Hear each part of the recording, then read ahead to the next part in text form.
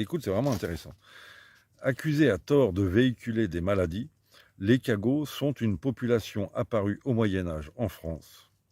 Du fait de cette accusation, ils ont été méprisés, moqués, humiliés, persécutés et exclus de la société.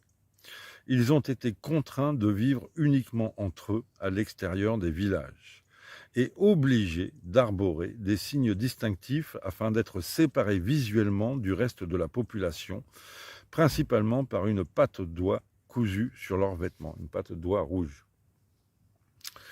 Il leur était interdit d'être armés, de se mêler et de se marier au reste de la population. On y arrive, je crois qu'il faut un pass maintenant pour pouvoir se marier. Des espaces spécifiques leur étaient réservés dans les églises, entrées minuscules les obligeant à se courber, chemins balisés de pattes d'oie, bénitiers dédiés, etc. Hostie donnée à distance au bout d'un bâton. Et ils ne pouvaient recevoir de sacrement. La plupart des métiers leur étaient interdits, excepté ceux du bois. Ils étaient souvent charpentiers. On leur doit notamment la construction de la charpente de Notre-Dame de Paris récemment incendiée. Ils n'avaient pas la maîtrise de leur économie, interdits de commercer. Ils étaient obligés de travailler à des tarifs imposés, parfois dérisoires, pour ne pas dire gratuitement.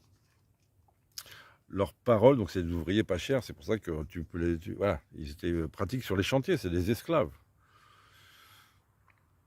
Leurs paroles n'avaient quasiment aucune valeur. Lors de procès, la parole cumulée de 7 cagots valait celle d'un seul citoyen.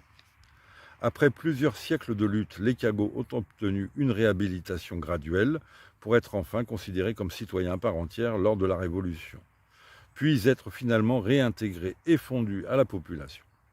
Avec le recul, les historiens n'expliquent cette injustice que par la peur irrationnelle de la maladie.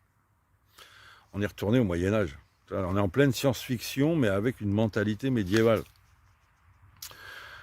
Si vous êtes un cagot, utilisez l'adhésif pour arborer votre patte d'oie, parce que c'est vraiment très bien fait, leur truc. Voilà, donc t'as le petit... En haut, tu as un adhésif, et donc ça colle tout seul, c'est très bien fait.